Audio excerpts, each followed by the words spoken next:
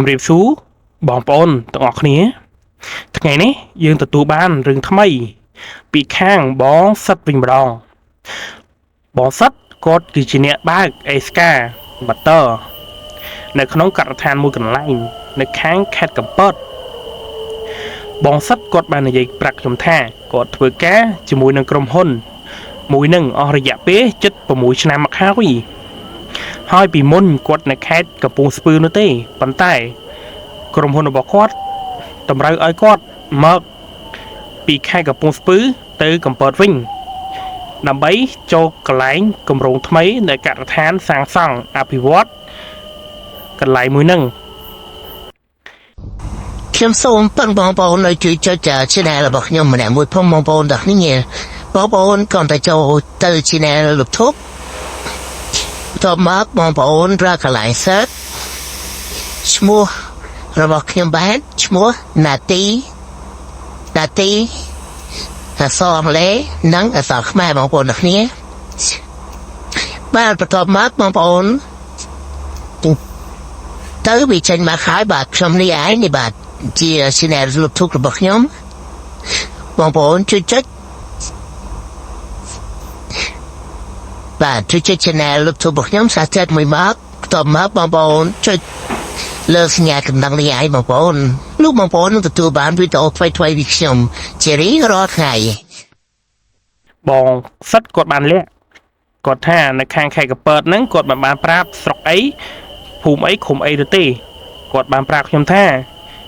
គាត់មកដល់ថ្មីទើបតែបានប្រហែលជាកន្លះខែតែប៉ុណ្ណោះពីមុនគាត់នៅថែខេត្តកំពង់ស្ពឺតែប៉ុណ្ណោះហើយគាត់គឺជាអ្នកបើកអេស្កាម៉ាទ័រ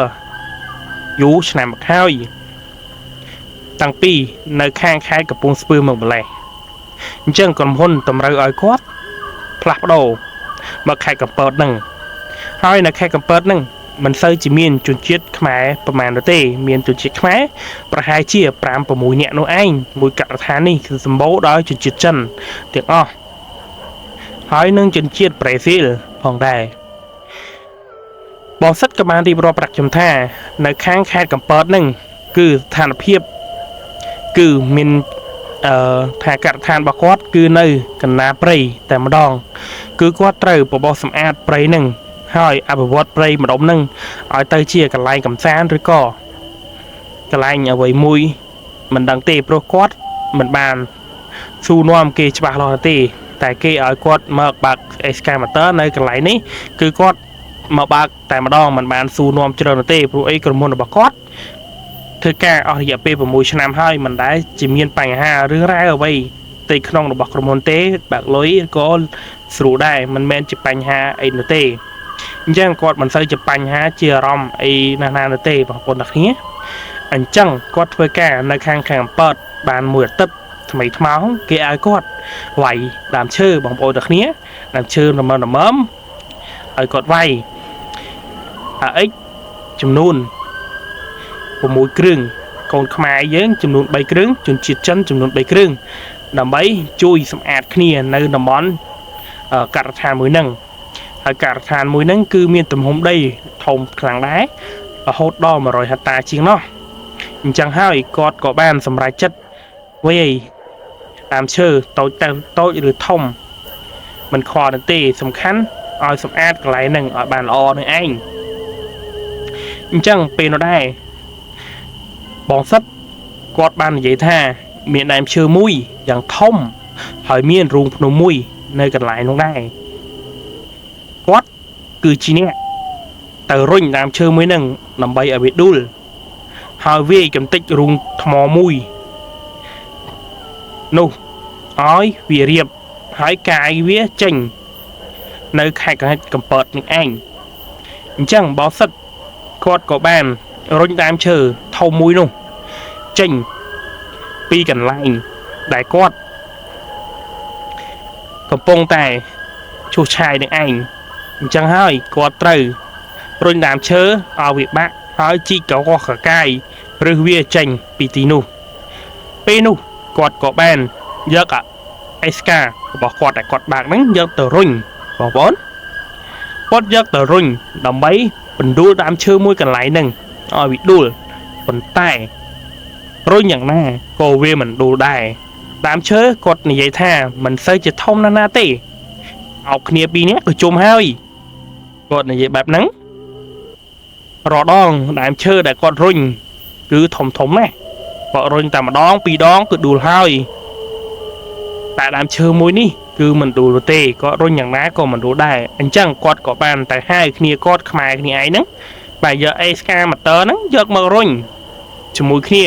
រហូតដល់3គ្រឿងពេលនោះរុញយ៉ាងណាក៏មិនដួលអញ្ចឹងគាត់ក៏សម្រេចចិត្តទៅប្រាប់មេរបស់គាត់ថាដើមឈើមួយកន្លែងនោះគឺគាត់រុញមិនដួលនោះទេអញ្ចឹងហើយសូមឲ្យអេស្កា2គ្រឿងទៀតមកជួយទាញដើម្បីរលំដើមមួយនេះហើយជីកគ្រឹះវាដើម្បីរលំទាំងរឹសតែម្ដងពេលនោះបងសិតគាត់ក៏បាននិយាយរៀបរាប់ប្រាប់មេរបស់គាត់បែបនេះមេរបស់គាត់ក៏អូខេហើយក៏ឲ្យអ្នកបើកអេស្កាម៉ូទ័រចិន2នាក់ទៀតបើកអេស្កាមកចិត្តគាត់ហើយក៏ដើម្បីជួយគ្នាបន្លប់ដើមឈើមួយកន្លែងហ្នឹងចឹងពេលវេលាប្រហែលជាម៉ោង1ជាងទៅហើយពេលនោះបងសិតគាត់ក៏បានបើកអេស្កាម៉ូទ័រជីកដើម្បីយកគ្រឹះវាចេញសិនហើយចាប់ផ្ដើមរុញជាមួយគ្នាទាំង5គ្រឿងនឹងតែម្ដងពេលនោះរុញស្រាប់តែដើមឈើមួយនោះដួលទាំងរឹសទាំងអីតែម្ដងបងប្អូនទាំងគ្នាហើយជនជាតិចិន2នាក់បានតែបើកអេស្កាម៉ូទ័រហ្នឹងគាត់ក៏យកដើមឈើមួយហ្នឹងកាយគីគ្នាហ្នឹងបងប្អូនយករុញទៅខាងទៅខាងមួយកន្លែងទៀតដែលមានជ្រោះជ្រៅអញ្ចឹងហើយក៏រុញដើមឈើមួយហ្នឹងចូលទៅក្នុងជ្រោះមួយហ្នឹងពេលនោះដែរស្រាប់តែមានខ្យល់បក់យ៉ាងខ្លាំងបងប្អូនតែគាត់ថាមានខ្យល់បក់យ៉ាងខ្លាំងដូចជាចម្លែកណាស់មួយថ្ងៃនោះមានខ្យល់ផងបាទមានដីហុយយ៉ាងខ្លាំងមកលើអត់ក្រុមអេស្ការបស់គាត់ក៏បាននិយាយថាមិនស្រួលទេហើយក៏ប្រាប់មេរបស់គាត់ថាមិនស្រួលទេមេខ្ញុំសូមសម្រាកមុនហើយគាត់សម្រាកម៉ោង5ប៉ុន្តែពេលនោះទៅតែម៉ោង3ជាងតែប៉ុណ្ណោះមេក៏ចាប់ផ្ដើមភ្លីងក៏លន់ខ្លាំងភ្លីងយកតែមែនតែនបងប្អូនទាំងគ្នាហើយក៏លន់ខ្លាំងណាស់គាត់ឮសំឡេងដូចស្រែកពីការឈឺចាប់របស់អ្នកណាម្នាក់ម្យ៉ាងដែលចេញពីជ្រោះមួយកន្លែងនោះពួកគាត់ក៏ចាប់ផ្ដើមជំនុំគ្នាជាមួយនឹងបងប្អូនខ្មែររបស់គ្នាយើង6នាក់ដែលគាត់នៅជាមួយគ្នាហ្នឹងគាត់ក៏ចាប់ផ្ដើមនិយាយគ្នាថាគាត់ដូចជាមិនស្រួលទេដូចមានឮសំឡេងអ្វីមួយយ៉ាងចេញពីជ្រោះមួយកន្លែងដែលរុញដើមឈើនោះចូលទៅហើយក៏មានសំឡេងសត្វចម្លែកចេញពីក្នុងរូងថ្មមួយកន្លែងនោះដែរគាត់ដូចជាអារម្មណ៍មិនស្រួលទេអញ្ចឹងគ្នារបស់គាត់ក៏បាននិយាយថាវាមិនស្អីទេវាគ្រាន់តែជាសំឡេងទឹកភ្លៀងតែប៉ុណ្ណោះអញ្ចឹងពេលនោះដែរបងសិតគាត់ក៏បាននិយាយថាថ្ងៃមិញឯងចាំបានអត់យើងរុញដើមឈើមួយម្នាក់ឯងគឺរុញមិនទៅទេពួកឯងទៅជួយ2នាក់ទៀតក៏នៅតែមិនទៅប៉ុន្តែបានប្រាប់មេរបស់យើងថាឲ្យជីកទាំងរឹសហើយរលំទៅគឺវាទៅហើយពេលនោះបងសិតក៏បាននិយាយបែបនេះពេលវេលាប្រហែលជាម៉ោង9ជាងបងសិតបាននិយាយបែបហ្នឹងទៅហើយគាត់ក៏ស្ដាប់សំឡេងចេញនៅខាងក្រៅកន្លែងដែលគាត់ស្នាក់នៅហ្នឹងណាបងប្អូននៅក្នុងតង់របស់គាត់ហ្នឹងគឺមានគ្នា6នាក់គាត់បាននិយាយគាត់ក៏បានឮសំឡេងនៅខាងក្រៅក្រហមតិចដូចមានសំឡេងអ្វីមួយយ៉ាងហើយគាត់ក្រហមជាច្រើនបងប្អូនទាំងគ្នាអញ្ចឹងបងសិតគាត់បាននិយាយថាប្រាប់មិត្តភ័ក្តិ6នាក់ហ្នឹងប្រាប់មិត្តភ័ក្តិរបស់គាត់ទាំង5នាក់ហ្នឹងគាត់និយាយថាដូចមាននរណាម្នាក់នៅខាងក្រៅតង់របស់យើងដូចមានសត្វអ្វីម្យ៉ាងនៅចិត្តតង់របស់យើងក្រហមហើយនៅស្រែកជុំតែពួកឯងស្រាប់ឮទេទាំង5នាក់នោះក៏បាននិយាយថាអញស្រាប់ឮតាប៉ុន្តែយើងកុំទៅល្អជាងព្រោះមេឃកំពុងតែភ្លៀងហើយផ្គរលាន់ខ្លាំងណាស់ព្រោះវាខ្លាចមិនមែនជាសត្វទេខ្លាចវាមានបញ្ហាឬក៏សត្វកាយសាហាវណាមួយវាមកចិត្តតង់យើងណា បើសិនតែយើងនៅជុំគ្នាយើងអាចជួយគ្នាបានពេលដែលវាសន្តិទ្ធលើយើងពេលនោះដែរបងសិតក៏បាននិយាយថាអញមិនចេញទៅទេអញនៅតង់ទាំងអស់គ្នាអញ្ចឹងពេលនោះដែរពួកគាត់ក៏បានសម្រាកបង10បងប្អូនទាំងគ្នាគាត់ស្រាប់តែឮសំឡេងមួយដែលបានហៅគាត់ថាសិតអើយសិតអើយសិតភាកឡើងសិតនឹងហៅបែបនេះបងសិតក៏បាននិយាយថាគាត់ក៏ភ្ញាក់ហើយគាត់ស្ដាប់សំឡេងនោះយ៉ាងលឺគាត់ថាដូចជាសំឡេងម្ដាយរបស់គាត់ចឹងហើយរបស់គាត់ថាសិតអើយសិតកូនហើយគាត់ម្ដងហើយម្ដងទៀតពេលនោះដែរបងប្អូនទាំងគ្នាគាត់ក៏បើកភ្នែកឡើងហើយចង់ដាស់មិត្តភ័ក្តិរបស់គាត់ម្នាក់ទៀតដែរនៅជ្រៀងចិត្តស្និទ្ធជាងគេឲ្យមកជួយស្ដាប់សំឡេងនឹងជាមួយគ្នាពេលនោះមកសិតក៏បានដាស់មិត្តភ័ក្តិរបស់គាត់ថាហេអាម៉ាយ៉ាឡើងហេមិត្តភ័ក្តិរបស់គាត់ពមីប្រមើបងប្អូនទាំងគ្នាបាទហើយក៏យកទូរស័ព្ទបាក់ភ្លើងមើលហើយក៏មើលម៉ោងគាត់មើលថាម៉ោង12ជាងទៅហើយភ្លៀងអាលឹមតិចក៏លាន់ឮកាន់តែខ្លាំងក្រិងក្រាំងពេញហ្នឹងទៅអញ្ចឹងពេលនោះបងសិតក៏លឿនឮសំឡេងម្ដងទៀតហើយប្រាប់មិត្តភ័ក្តិរបស់គាត់ថាហេហើយចាំជួយស្ដាប់អញសំឡេងដូចមានមនុស្សហើយនៅក្រៅតង់ពេលនោះដែរបងសិតក៏បានឮសំឡេងនិងមិត្តភ័ក្តិរបស់គាត់ម្នាក់ទៀតក៏បានឮសំឡេងថាសិតអើយសិតចេញមកក្រៅបន្តិចមកម៉ែមករពេលនោះដែរមិត្តភ័ក្តិរបស់គាត់ក៏និយាយថាអញឮសំឡេងគេហៅឈ្មោះឯងសិតថាម្ដាយឯងមករមែនហ៊ីនៅនេះគឺនៅកណ្ដាលព្រៃមានម្ដាយណាមានអ្នកណាមករចឹងបងសិតគាត់ចម្រុងចេញទៅក្រៅតង់ហើយមិត្តភ័ក្តិរបស់គាត់ក៏បាននិយាយថាកុំទៅសិតកុំចេញអញខ្លាចពពួកអមនុស្សគេបន្លំខ្លួនមករកឯងឲ្យឯងចេញទៅអាលគេធ្វើបាបឯនេះពេលនោះបងសិតក៏បាននិយាយថាមែនណាកុំទៅល្អជាងពេលនោះគាត់មើលទូរស័ព្ទម៉ោង12ជាងពេលនោះបងសិតក៏បានចូលដេកវិញហើយជាមួយនឹងមិត្តភ័ក្តិរបស់គាត់ខំបិទខ្ជិះហើយដាក់កាសកុំឲ្យឮសំឡេងដែលគេហៅអញ្ចឹងពេលនោះគាត់ក៏បានដេកលក់ទៅយប់នោះក៏បានផុតទាំងដោយអត់មានបញ្ហានឹងគ្រោះថ្នាក់អីទេអញ្ចឹងបងសិតក៏បានព្រលឹមឡើងគាត់ក៏បានងូតទឹកងូតអីញ៉ាំបាយញ៉ាំអីហើយចូលធ្វើការម៉ោង8វិញពេលនោះទាំងអស់គ្នាចិនក៏ហៅមកប្រជុំទាំងអស់គ្នាតែម្ដងគាត់ក៏បាននិយាយថាថ្ងៃនេះគោលដៅរបស់យើងគឺត្រូវកំទេចដុំថ្មមួយនោះឲ្យរៀបហើយរូងនោះគឺឈូសឆាយឲ្យកតិចអស់តែម្ដងគឺរុញចូលទៅទម្លាក់ដែលអាចជ្រោះមួយដែលនៅចិត្តនោះគឺរុញទៅតែម្ដង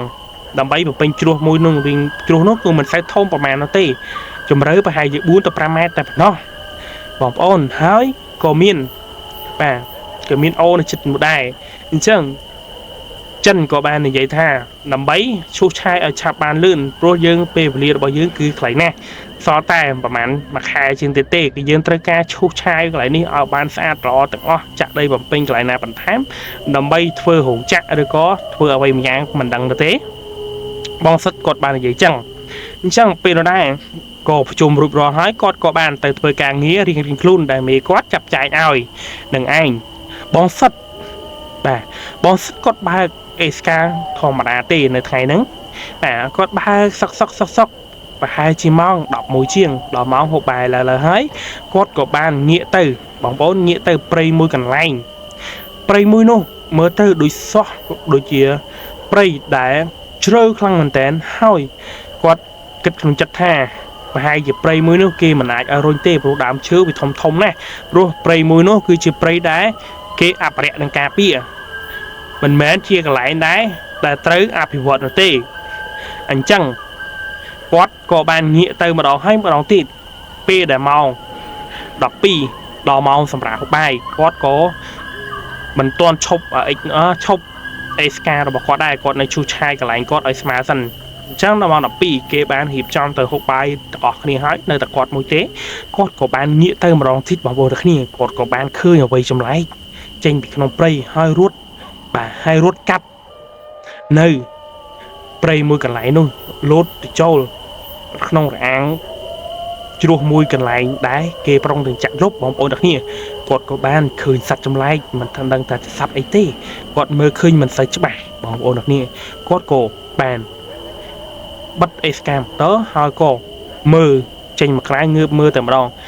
ស្រាប់តែគាត់មើលមិនឃើញទេបងប្អូនគ្នាអញ្ចឹងគាត់ក៏បានបិទអេសការបស់គាត់ដើរទៅញ៉ាំបាយជាមួយនឹងមិត្តភ័ក្តិក្រុមការងាររបស់គាត់នឹងឯង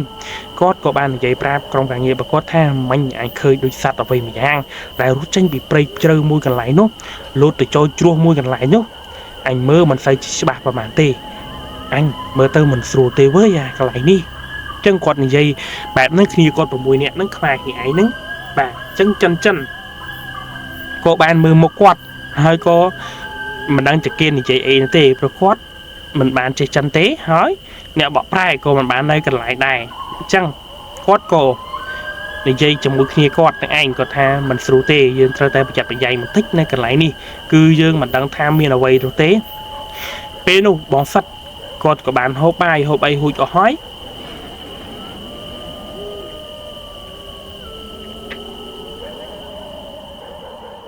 ពេលនោះបងសិតគាត់ក៏បានហូបបាយរួចរាល់ហើយគាត់ក៏បានចេញទៅជាមួយនឹងក្រុមការងាររបស់គាត់ទាំង5នាក់នឹងទៀតគាត់ក៏បានទៅសម្រាកនៅកន្លែងដែរអេសកាម៉ាទ័ររបស់គាត់នឹងឈប់សម្រាកនឹងឯងគាត់ក៏បានចងរឹងដេកនៅក្រោមដៃអេសកាម៉ាទ័ររបស់គាត់ស្រាប់តែពេលនោះគាត់ដេកប្រហែលជាលក់មកផ្លែតបងប្អូនទាំងគ្នាគាត់ក៏បានគាត់ក៏បានសម័យថាមាននរណាម្នាក់មកហៅគាត់ថាសត្វអើយសត្វអើយសត្វនៅតែហៅគាត់ដដែលពេលនោះគាត់ក៏បានភ្ញាក់ឡើងគាត់ក៏បានមើលឃើញថាមានសត្វចម្លែកមួយនៅក្នុងព្រៃជ្រៅមួយនោះបាទវាកំពុងតែឈរសម្លក់មករកគាត់ពេលនោះបងសត្វគាត់ភ័យខ្លាចខ្លាំងណាស់ហើយគាត់ក៏រត់ទៅរកមិត្តភក្តិរបស់គាត់ម្នាក់ទៀតតែនៅចិត្តគាត់ក៏បាននិយាយថាអញឃើញម្ដងទៀតហើយសត្វចម្លែកនោះដែលវាឈរចម្លក់អញតែម្ដងពេលនោះបងសិតនិយាយបែបនេះមិត្តភក្តិរបស់គាត់ក៏បានងើបមើលថាគ្មានស្អីទេហើយចេះតែនិយាយហើយបន្លាចអញរហូតហើយនេះពេលនោះដែរបងសិតក៏ងាកទៅថាអត់មានឃើញមែនវារត់បាត់ហើយពេលនោះបងសិតក៏មើលម៉ោងថាអូម៉ោង1ទៅហើយយើងចូលធ្វើការវិញ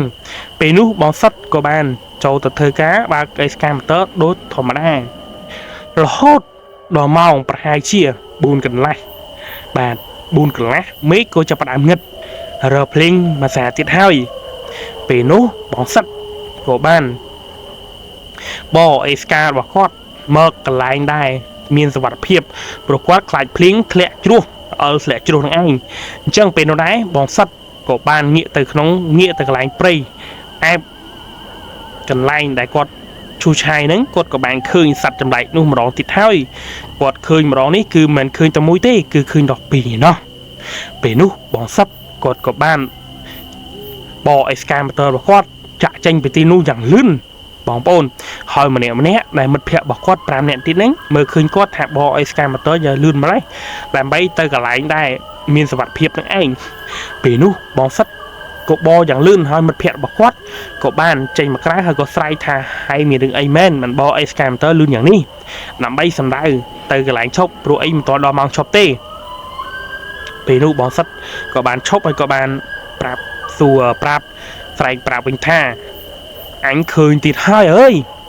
ពេលនោះចិនក៏បានដើរមកសួរគាត់រួមទាំងអ្នកបកប្រែផងគេនិយាយប្រាប់អ្នកបកប្រែហើយក៏អ្នកបកប្រែនិយាយប្រាប់បងសិតថាមានរឿងអីមែនបានមិនទាន់ដល់ម៉ោងផងទើបតែម៉ោង4កន្លះបកអេសកាម៉ាទ័រមកហើយតែមានបញ្ហាអីបងសិតក៏បាននិយាយថាខ្ញុំបានឃើញសត្វចម្លែកនៅក្នុងព្រៃជ្រៅនោះវាឈរសម្លក់ខ្ញុំគួរខ្លាចណាស់ចឹងហើយបានខ្ញុំខ្លាចខ្ញុំបកអេសកាម៉ាទ័រដើម្បីមកកន្លែងមកកន្លែងមានសុវត្ថិភាពហើយក្រមេឃក៏ចិត្តភ្លៀងផងដែរអញ្ចឹងខ្ញុំខ្លាចបកមកបន្ទាន់ព្រោះអីកន្លែងដែលខ្ញុំជួសឆាយគឺជាកន្លែងតំបន់គ្រោះថ្នាក់ខ្ញុំខ្លាចតែភ្លៀងមកឈលទៅវាល្អទៅខ្ញុំបើកអេសកាមកបន្ទាន់ខ្លាចវាមានបញ្ហាអញ្ចឹងទៅអ្នកបកប្រែក៏បាននិយាយបែបនេះប្រាប់ទៅចិនក៏បានថាអត់អីទេចឹងក៏បើកមកទុកធម្មតាទៅពេលនោះដែរ បងសិតក៏បើកអេស្កាយម៉ូទ័រហ្នឹងមកកន្លែងដែលគាត់ត្រូវសម្រាប់ធម្មតាចឹងមិត្តភក្តិរបស់គាត់ក៏ចាប់ផ្ដើមបើកមកម្នាក់ម្ដងទុកនៅម្ដុំជាមួយគ្នាហ្នឹងហើយក៏ចូលមកសម្រាប់នៅកន្លែងដែលគាត់ដេកនឹងឯងហើយក៏ម្នាក់និយាយថានិយាយស៊ូបងសិតថាបងសិតមានរឿងអីមែនណាដូចមួយរយៈហ្នឹងឯងមួយថ្ងៃពីរថ្ងៃហ្នឹងឯងផ្លែកខ្លាំងម្ល៉េះបងសិតក៏បាននិយាយថាអញឃើញសត្វចម្លែកក្បាលមិនមែនមនុស្សទេប៉ុន្តែដៃជើងវាគឺជាមនុស្សអាខ្លះមានកញ្ចក់វែងអាខ្លះដូចមុខដូចស្វាមុខដូចឆ្កែមុខដូចតោអីចឹង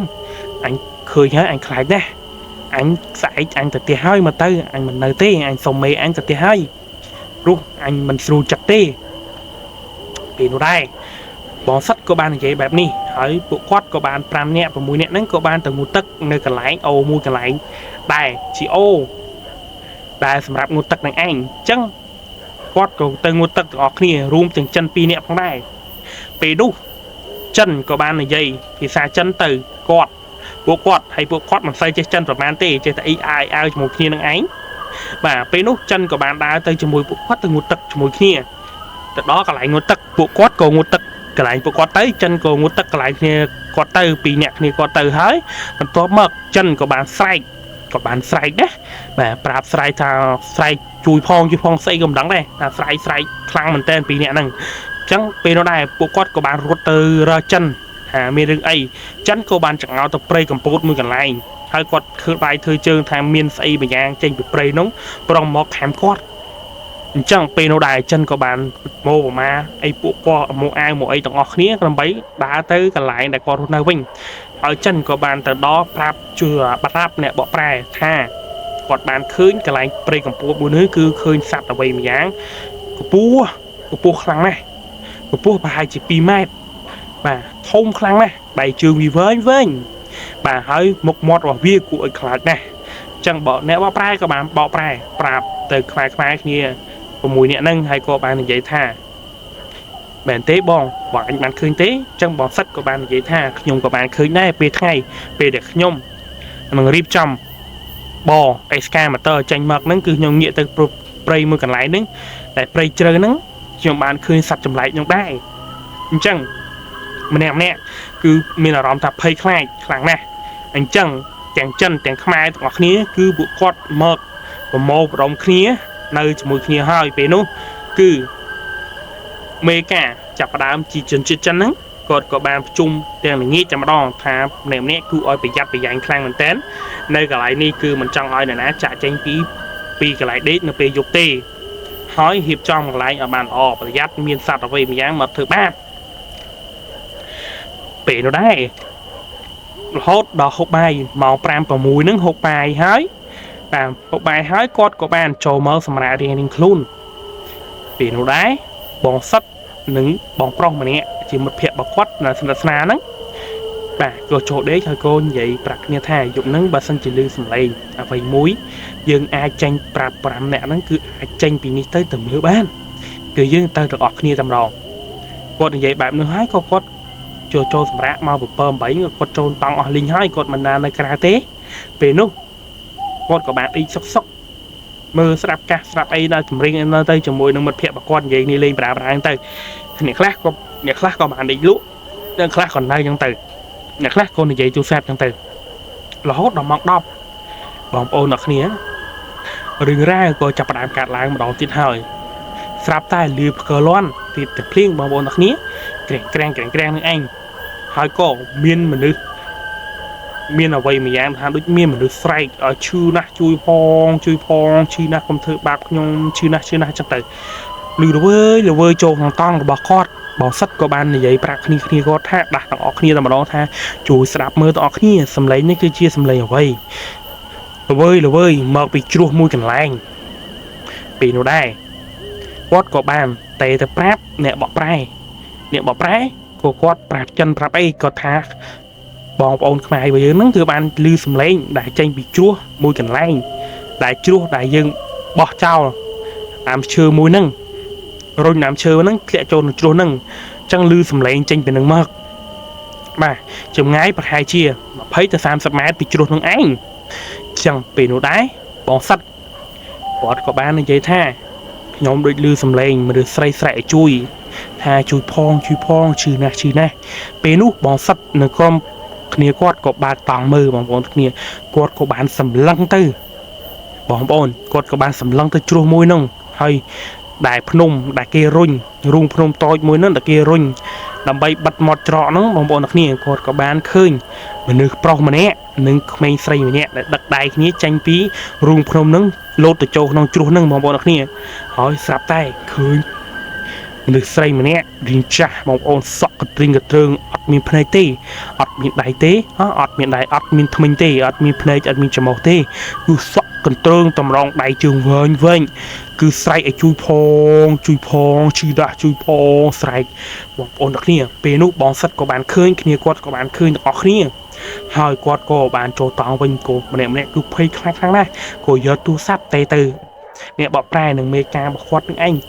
nè cứ phơi khang này, có thà khơi cho bạn nâng phê hai bê nút cứ miền khmau nâng priê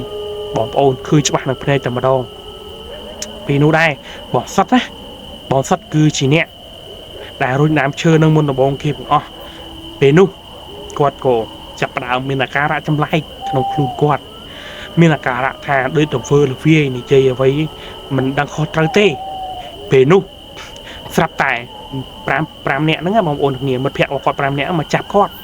còn thì chẳng thà vừa được vi này chơi ở vây đặc tê rồi vừa được vi nè bê nu bóng sắt cổ bàn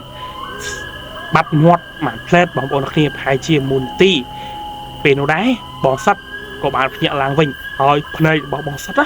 u so vô tầm hẹn tên bóng bóng đặc biệt rồi như chẳng nè thà so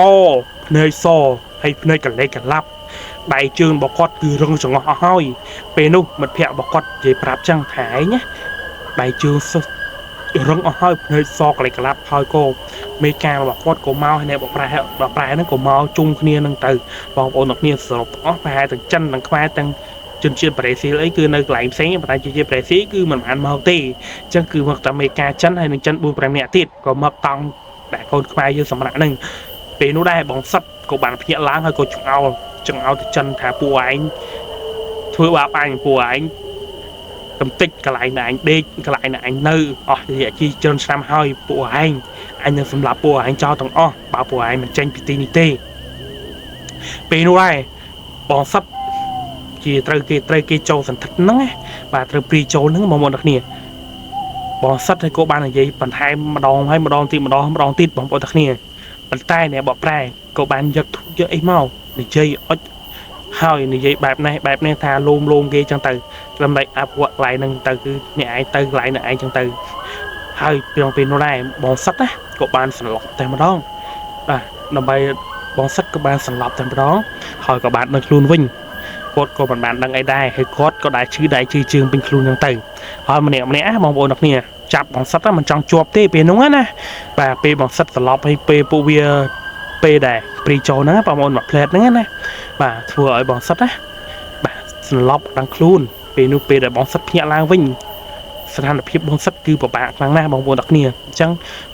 vì là quạt mưa mau và hai chiều màu đã mùi chất đập pi ra hào chẳng có pling mau coi cho bạn pling làm coi em tới mà đẹp nè cứ tầng chân tầng nè bỏ prai cứ nơi nâng tầng tầm đông cứ mình bán tầng vinh tê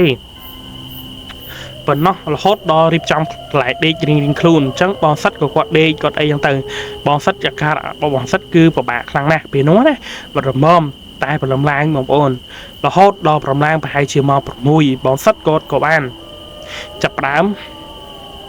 nè cột của chập đám tờ lọp cột của bạn này dễ prap nè bảo prap tha cà rạ bảo cột ở sưu tê cột trong tờ tiệp mình vì nó cột của bạn chân của tha ok ở cột tờ tiệp sân vì nó đây bóng sắt cột của bạn chân chun mực cần lạnh đại làng tạ xí cứ nơi khang khai gặp bớt nó bay mau của vùng spư tiệp cột bà mau sầm rạ sân chẳng vì nó đây bóng sắt của bạn mực tiệp bỏ cột đo tia rồi ấy đo tia rồi ấy đang tới cột prap mà bỏ quát có bạn giờ quát từ quát ấy sao thực sự trên tư bằng một đặc niên của lô miền Panh Há của miền nào khi mà ta đã sai cái sậy đang tới thòng bạn tư trong bên này bóng sắt cột của bạn report hơi bàn tay nơi trong cả nhiệt bỏ quát pram của mùi nẹt tít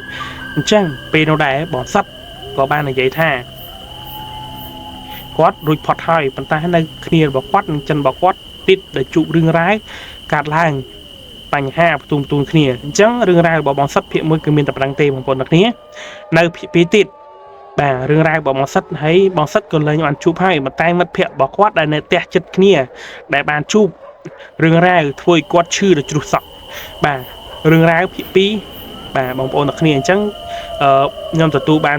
រឿងរ៉ាវពីបងសិតគឺមានតែប៉ុណ្្នឹងទេអញ្ចឹងបងសិតនឹងនិយាយរឿងរ៉ាវប្រាប់ម្ដងទៀតជារឿងរ៉ាវរបស់មិត្តភ័ក្តិគាត់ម្ដងហើយមិត្តភ័ក្តិរបស់គាត់ឈឺដោយស្នាក់ជ្រុះសក់បាទឈឺដោយស្នាក់ជ្រុះសក់បងប្អូនអ្នកគ្នាអញ្ចឹងគាត់ថាចាំគាត់មានពេលវេលានិយាយរឿងរ៉ាវមិត្តភ័ក្តិរបស់គាត់ឲ្យជួបប៉ុន្តែ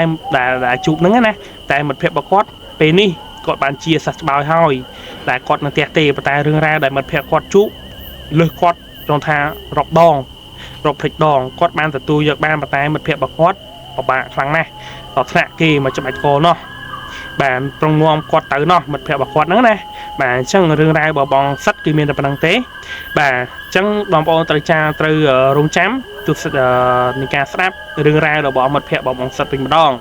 អរគុណច្រើនជម្រាបលាបងប្អូនទាំងគ្នាហើយរឿងរ៉ាវនេះក៏អរគុណបងសិតដែលមានពេលវេលាដែលមានតម្លៃរៀបរាប់ឲ្យខ្ញុំបាននិយាយចែកជូនបងប្អូនយើងបានស្ដាប់ហើយរឿងរ៉ាវរបស់បងសិតនេះទើបតែនឹងកើតឆ្នាំ2013នេះទេបងប្អូនទាំងគ្នាមិនទាន់